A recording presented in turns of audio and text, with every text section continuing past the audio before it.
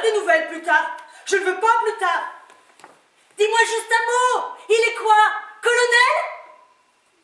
Parti. Ça, tu me payeras. Et elle, toujours. Maman, maman, attendez. J'ai pas vu vous fouler par derrière, j'arrive. Et voilà, plus tard. Comme ça, on ne sait rien du tout. Toujours ta maudite coquetterie. Elle entend dire qu'un homme venait d'entrer. Le voilà qui fait des mines devant la glace. Dégagez-l'air à gauche! Dégagez-l'air à droite! Elle s'imagine qu'il lui fait la cour. Alors que lui, il te fait la grimace. Tout simplement, dès que tu as les retourner. Mais que faire, maman? De toute façon, nous serons tous d'ici 2 heures. D'ici 2 heures, merci beaucoup. En voilà une qui n'a pas sa langue dans sa poche. Tu aurais pu dire qu'on était encore mieux au courant dans un mois. Hé, Natacha, hein? Dis, Natacha, tu es au courant de quelque chose? Il y a quelqu'un qui est arrivé? Au courant de rien. Quelle gourde. Elle agite les bras. Elle les agite, mais tu pourrais quand même lui demander. Même ça n'a pas pu le savoir. Des vents dans la tête, là, que des galants. Hein? Ils sont partis très vite. Mais tu aurais pu courir jusqu'au cabriolet. Vas-y, vas-y tout de suite, tu entends Coursi. Et demande où ils sont partis. Et demande comment il est. Et ses yeux, comment sont-ils? Là, c'est son noir. Regarde pas trop la serrure. Et reviens. Et fais-moi là un rapport. À la minute. Allez, vite, vite, vite.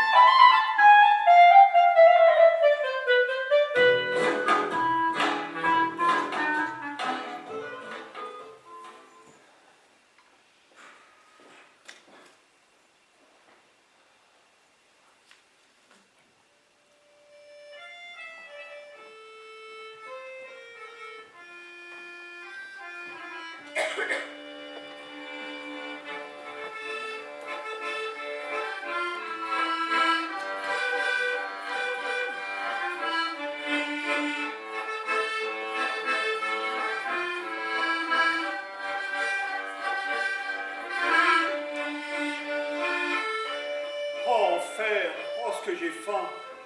Prochain de ces remue-ménages dans le ventre. Comme la fanfare de tout un régiment. Ouais, cours toujours. On n'y arrivera pas à la maison. Qu'est-ce que tu veux faire? Bientôt 2 mois qu'on est parti de Pétersbourg. Il s'est fait plumer, le petit pigeon. Maintenant, il reste là que basse. Il ne pense plus à s'agiter. On aurait pu croire. Il y avait largement assez pour faire le voyage. Mais non, voyez-vous, dans toutes les villes, il fallait qu'on se montre. Aussi, trouve-moi une chambre, la meilleure. Et le repas aussi demande le meilleur. J'ai besoin du repas le meilleur. Je ne supporte pas les mauvais repas. Si c'était quelqu'un de grave encore. Mais non, un magistrateur de calèche. Il se lie avec le premier venu. Et puis les cartes, et blanc. Fini de jouer. Oh, moi, je vous jure, j'en ai ma claque de cette vie. C'est mieux au village. Pas de mendicité, d'accord. Mais pas de société non plus.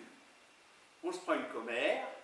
On peut rester couché toute la vie, manger et boire. Bon, jure, il n'y a pas à tortiller, hein. La vie de Pétersbourg, c'est le fin du fin. Pourvu seulement qu'on ait de l'argent, la vie est fine et politique. Seulement voilà où ça cloche. Des fois, on se fait des festins, puis d'autres fois, ouais, c'est presque à crever tellement t'as faim. Comme maman, par exemple. Ah, puis c'est toujours de sa faute à lui, ben qu'est-ce que tu veux faire avec lui? Papa lui envoie des sous, lui, au lieu de les mettre de côté, tu pars. Il te fait la grande bringue, il te prend le cocher chaque soir, faut que tu lui trouves un billet au 4, et puis une semaine plus tard, bah voyons, il vous envoie vendre son nouveau frac au plus. Et d'où ça vient? Ben ça vient qu'il ne fait rien. Au lieu d'aller à son office, il se promène sur la prospective, il joue aux cartes. Si le vieux le savait, il n'irait pas voir quand t'es fonctionnaire. Il te soulèverait la chemise et t'en dirait des nouvelles, tellement que pendant 4 jours, ça lui cuirait. Mais si que t'es fonctionnaire, fonctionne! Tiens, juste là, l'aubergiste, il a dit, je vous donne rien à manger tant que vous ne payez pas ce que vous me devez.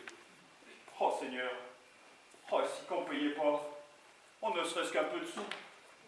Oh, je vous fais la terre entière, je crois bien. Oh là là.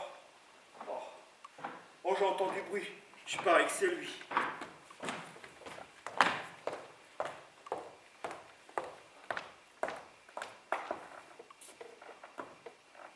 Tiens, bah prends ça. Tu es encore vautré sur le lit. Ouais, pourquoi je me serais vautré? J'ai jamais vu de lui. Menteur, tu t'es vautré. Regarde, ici, là. Tout ça, c'est tout froissé. Ouais, qu'est-ce que j'en ai à faire? Je sais pas ce que c'est qu'un lit. J'ai des jambes, je peux rester debout. À quoi il me sert? Bon, regarde. Il resterait pas quelque chose dans ma blague à tabac. Et voulez-vous qu'il en reste du tabac? Ça fait 4 jours que vous l'avez terminé. Bon, ouais, écoute aussi. Monsieur Désir. Vas-y là-bas. Vas-y, où? Mais en bas au buffet. Dis-leur qu'ils me servent à déjeuner. Bah non, je veux même pas y aller. Comment oses-tu, tu es un crétin? Bah oui, de toute manière, même si j'y vais, ce sera pour rien. Le patron, il a dit qu'il nous coupait les vivres. Mais comment il ose nous couper les livres? Quelle bêtise alors! Et encore, il a dit, je vais aller trouver le bourgmestre. Ça fait 3 semaines que ton maître, il me paye pas. Vous, ton maître et toi, vous êtes des filous. Et ton maître, c'est un escroc. Nous, il a dit, ces gens foutrés sévoriens, on les connaît. Mais ça te fait plaisir, hein? Fumier, là, comment répéter tout ça? Ah, il a dit, le premier venu arrive, il s'installe, il fait des dettes, et après, pas même moyen de l'expulser. Moi, il a dit, pas de blague, je porte plainte. Et hop, Bah, la prison! arrête, crétin! Allez, allez, vas-y! Allez, va là-bas! Oh, quelle vilaine bête tu fais, tiens! Ah, le mieux, monsieur, ce serait plutôt que je vous appelle le patron. Mais qu'est-ce que j'ai à lui dire au patron? Bah, tu vas le trouver, toi! Bah, c'est bon! Arrête! Imbécile, vas-y! Fais-moi le patron! Oh, c'est effrayant ce que j'ai faim! Je suis sorti faire un tour, je pensais que ça ferait passer l'appétit, mais que le diable m'emporte, ça ne passe pas. Hein. Sans cette bringue à Penza, bah oui, j'aurais eu assez d'argent pour entrer à la maison. Oh, ce diable de capitaine, il m'a joué un sacré tour. Hein. Oh, il vous sort de ses brelans, la canaille. Oh, j'y suis resté un petit quart d'heure et il m'a laissé sans le sou. Et n'empêche, eh ben, je donnerais ma chemise pour un nouveau duel. Oh, c'est juste par hasard hein, si ça ne s'est pas présenté. Ouais, les maraîchers ici en plus. Alors eux ils donnent rien à crédit. Alors ça c'est tout simplement ignoble. Et puis, personne ne veut venir. Ah bah te voilà alors. Ah bah, le patron, il a dit qu'il voudrait pas rien. Mais Mais se plaindre de quoi? Mais j'ai besoin de manger quand même, moi. Mais astreint, là, mais je peux mourir de faim, tu sais. J'ai très très faim. Je te dis ça sérieusement. Ah oui, il a dit, je lui donne plus rien tant qu'il n'a pas payé ce qu'il me doit. Voilà ce qu'il a dit. Mais raisonne-le. Essaye de le convaincre. Mais qu'est-ce que je peux lui dire? Mais explique-lui sérieusement que j'ai besoin de manger. L'argent, ça va de soi. Ouais, il pense, ce resto-là, que si lui ne mange pas pendant un jour et que ça va, eh ben, c'est la même chose pour les autres. En voilà des nouvelles, tiens. Bon, bah, je vais lui dire. Oh, ce serait moche quand même qu'il ne donne rien à manger. J'ai faim. Mais comme jamais de ma vie, je n'ai eu faim. Ou alors, je prends quelque chose de ma garde-robe. Le pantalon, peut-être? Non. Mieux vaut crever de faim, mais rentrer à la maison en habit de Pétersbourg. Ah là là. Et puis, dommage que Yukim n'ait pas voulu me louer un carrosse. Alors ça, c'est... Oh, ce serait chic, tiens, que le diable me prenne de rentrer à la maison en carrosse. On déboule là, comme ça, là, comme un diable en boîte chez le voisin, devant le perron, les lanternes allumées, avec aussi derrière, en livrée. Oh, le remue-ménage que ça ferait, je vois ça d'ici. Qui c'est? Qu'est-ce qui se passe? Et le laquais qui entre. Ivan Alexandrovitch Plestatov, de Pétersbourg, ferais-je entrer? Ils ne savent même pas ce que ça veut dire, c'est Petzouille, ferais-je entrer? Chez eux, le premier dindon rentier qui se présente, eh ben, il fonce là tout de suite comme un gros ours qu'il est dans le salon. Bon là, on s'approche d'une de ces jeunes filles, là, comme ça, tout à croquer. Oh madame, comme je... Oh bah tiens, oh bah zut alors, j'ai mal au cœur tellement j'ai faim. Te voilà alors. Le déjeuner arrive. Oh, il arrive. Oh, il arrive. Le patron, il a dit tout ça pour la dernière fois. Bah, le patron. Tu sais ce que je lui dis au patron, moi? Alors, c'est quoi? De la soupe et du rôti. Comment? Seulement 2 plats? Oui, monsieur. Mais ça, c'est quelque chose que je n'admets pas. Non, mais c'est vrai, va lui dire. Mais c'est quoi, ça? Mais ça ne suffit pas, ça. Non, le patron, il dit que c'est encore de trop. Et pourquoi il n'y a pas de sauce? Bah, il n'y a pas de sauce. Et d'où ça vient qu'il n'y en a pas? Je l'ai vu moi-même, là, ce matin, là, en passant dans les cuisines, qu'on préparait tout un tas de choses. Et puis dans la salle, là, il y avait 2 petites bonnes femmes, là, qui mangeaient du saumon et je ne sais quoi encore. Eh ben, c'est-à-dire, il y en a et il n'y en a pas. Mais comment il n'y en a pas? Eh ben, il n'y en a pas. Mais le saumon, alors? Mais le poisson? Mais les poulets? Eh ben, c'est pour ceux qui s'en mettent. Espèce de crétin. Oui, monsieur. Sale porcelette. Oui, monsieur. Alors eux, ils mangent et moi, je ne mange pas. Et d'où ça vient, tiens, que le diable me prenne, que je peux pas avoir pareil qu'eux? Ils ne sont pas des clients pareils que moi? Eh bien, il faut croire que non. Eh ben, ils sont quoi, là? Eh ben, on voit bien ce qu'ils sont. C'est des gens qui payent. Ouais, bah, j'ai pas envie de raisonner avec toi, crétin. Allez.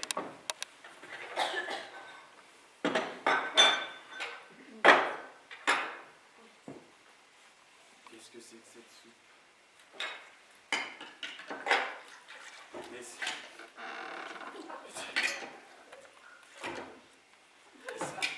Mais c'est de l'eau qu'il a versée dans un bol, ça.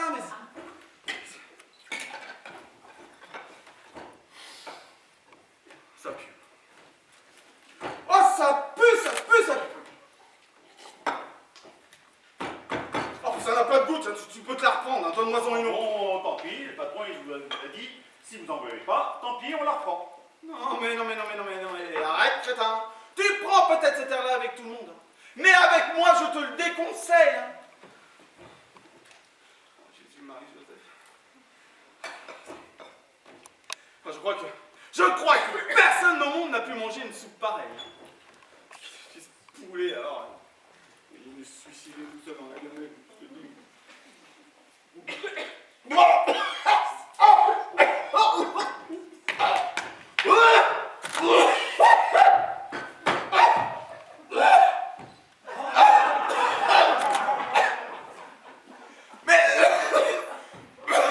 C'est des plumes qui flottent et pas du beurre. Oh, tiens, il en reste plafond, tu peux te le prendre, hein, passe-moi le rôti. Mais qu'est-ce que c'est que ça? Oh, merde. Mais qu'est-ce que c'est que ce rôti? Mais ça, c'est pas du rôtisme. C'est pas du rôti. Non, ça c'est pas du rôtisme. Ça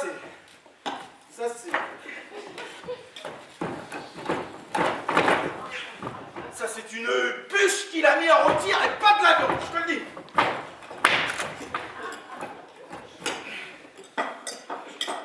Ah, yes. Je peux même pas piquer la fourchette dedans.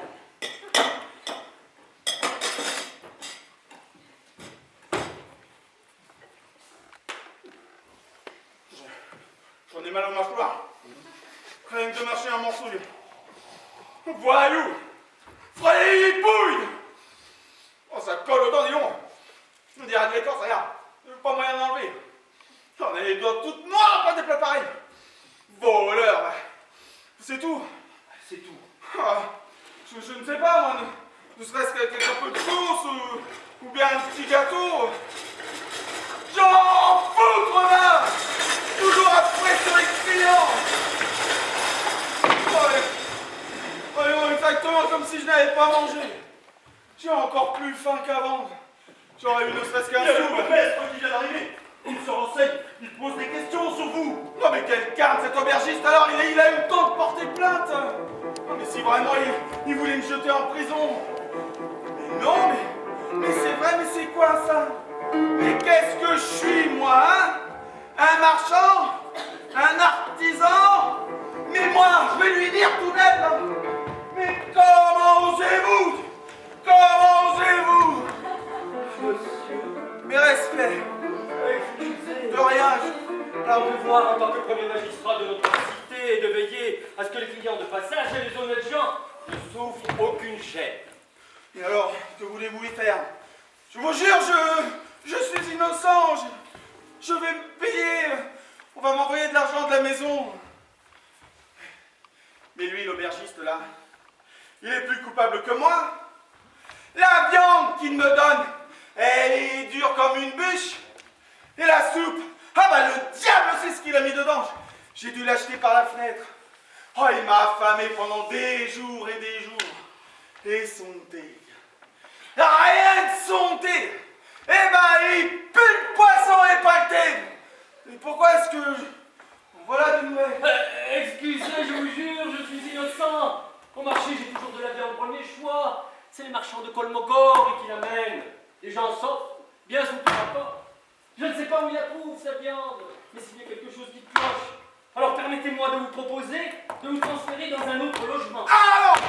Ah, je ne veux pas. Ah, je sais ce que ça veut dire, notre logement. Ça veut dire la prison. Mais comment osez-vous? Mais quel droit avez-vous? Mais moi, je suis fonctionnaire à Pétersbourg, moi, Oh, Seigneur Dieu, qu'est-ce qu'il est en colère! Oh, mais... Il sait tout! Ces maudits marchands lui ont tout raconté. Oh, mais... Vous pourriez venir avec toute une brigade, je n'irai pas, moi, hein. J'irai droit chez le ministre. J'en mets des fois, tiens. Je vous en prie, épargnez-moi, ma femme, mes poussins en bas âge. Ne faites pas le malheur d'un homme. Et alors? Je m'en fiche de moi, en quoi ça me regarde? Oh, bah parce que vous avez une femme et des enfants, alors moi j'irai en prison, mais ça c'était pas tant, tiens. Non, serviteur, je ne veux pas. C'est par inexpérience, je vous jure, par inexpérience. Le manque de moyens, que monsieur juge lui-même, le traitement de l'État ne suffit pas, même pour le thé et le sucre. Et s'il y a eu quelques pots de vin, ce n'était vraiment pas grand-chose, quelques bricoles à manger, ou juste un habit neuf. Quant à la vue du sous-officier, qui s'adonnait au commerce et que j'aurais soi-disant fait fouetter, c'est une calomnie parfaitement mensongère, une invention de mes ennemis. Ces gens-là seraient capables d'attenter à mes jours. Et alors? Je m'en fiche de moi. Je ne sais pas, n'empêche pourquoi vous me parlez de la veuve du sous-officier, là, et puis de vos ennemis. La veuve du sous-officier, c'est une chose, mais moi, vous n'avez pas le droit de me faire fouetter, ça, vous pouvez toujours courir, regardez-moi ça, en voilà encore. Je paierai, je paierai. De l'argent, pour l'instant, je n'en ai pas. C'est bien pour ça que je moisis là, c'est parce que je suis sans le sou. Ah, le filou, ce qu'il ne va pas chercher, cette couleur aux yeux, ah, il vous est retrouvé avec ça. C'est pas par par quel bout le prendre. Bon, jetons-nous à l'eau, à la guerre, à la guerre. Si messieurs éprouvent vraiment un manque d'argent, ou un quelque autre manque, je suis prêt à les descendre des mails. Mon devoir est d'aider les visiteurs. Ah oui, tiens, prêtez-moi de l'argent que je paye tout de suite l'aubergiste. J'ai juste besoin de 200 roubles, peut-être même moins. Exactement, me semble. Monsieur peut ne pas compter. Merci beaucoup. Je vous les renvoie dès que j'arrive à la maison. Ça m'a pris comme ça d'un coup. Mais maintenant, je vois que vous êtes un honnête homme. Maintenant, n'est-ce pas? Ce n'est plus pareil. Bon, que Dieu soit loué, il a pris l'argent. Et Je vous? crois que je suis tiré d'affaire. Au lieu de 200, je l'en ai fourré carrément 4. Et vous? Pourquoi restez-vous debout, je vous en prie? Asseyez-vous. Mais asseyez-vous, je vous le demande. Bon, et c'est tout. Asseyez-vous. Maintenant, je vois que vous êtes sincère et bienveillant, hein, parce qu'au début, je vous l'avoue, je pensais que vous veniez... De l'air. Il veut qu'on le prenne pour un incognito. Nous aussi, jetons-lui de la fumée. Faisons comme si nous n'avions pas idée de l'homme que c'est. Nous promenons par devoir de service Petrouchka Ivanovitch Klopchinski, propriétaire foncier de cette ville, et moi-même. Nous sommes entrés exprès dans cet hôtel, afin de nous renseigner, voir si les hôtes de passage sont bien traités. Parce que je ne suis pas comme un autre bourgmestre qui n'en aurait rien à faire de rien. Non, moi ce n'est pas seulement le devoir de ma charge, mais c'est aussi par amour chrétien pour mon prochain que je veux que l'on réserve le meilleur accueil au plus petit mortel. Et voilà, comme pour me récompenser, le hasard me procure une si agréable rencontre. Moi aussi, je suis très content. Sans vous, je vous l'avoue, je serais resté là pendant des siècles. Je ne savais pas comment payer. D'autres, oui, qui ne savaient pas comment payer. Oserais-je prendre sur moi de demander à monsieur où et dans quelle direction il daigne faire route? Oui, je me rends dans la province de Saratov, dans le domaine que je possède. Dans la province de Saratov, hein? Et ça sent rougir. Faut jouer serré avec lui. Monsieur entreprend là une chose bien louable, parce que tenez, rapport à la route. On dit d'un côté les désagréments quant à l'attente des chevaux, mais d'un autre côté, c'est une distraction de l'esprit. Parce que monsieur, n'est-ce pas, voyage surtout pour sa distraction personnelle? Non, c'est papa qui me demande. Et on rogne le vieux parce que je n'arrive toujours à rien dans ma carrière à Pétersbourg. Il pense que voilà, on se présente et puis tout de suite, on vous accroche la Légion d'honneur à la boutonnière. Je te l'enverrai lui-même, tiens, faire un tour dans nos bureaux. Mais regardez s'il vous plaît, celle-là, c'est Van qui vous envoie. Il met son vieux père. Et monsieur part pour longtemps? Ma foi, je ne sais pas, parce que papa, vous savez, alors oui, c'est du genre obtus comme une vieille bûche. Hein. Mais moi, je vais les dire tout net, hein, c'est comme vous voulez, mais moi, je peux pas vivre loin de Pétersbourg. Non, mais c'est vrai. Pourquoi j'irais me gâcher la vie avec des paysans? Maintenant, les choses ont changé. Mon âme a soif de civilisation. Ah, il a ficelé son affaire. Il ment, et il ne s'en coupe pas. N'empêche, un gringalet pareil, on pourrait l'écraser avec son nom. Non, attends, tu finiras par vendre la mèche. Moi, je te ferai pas. Monsieur daigne faire là une remarque juste. Que peut-on faire dans un trou perdu? Tenez, rien qu'ici, par exemple. On ne dort pas la nuit. On se donne tout le mal qu'on peut pour le bien de la patrie, on n'épargne aucune peine. Et la récompense, nous ne sait quand elle viendra. Cette chambre doit être un peu humide, si je ne me trompe. Bien sûr, elle est affreuse cette chambre, et puis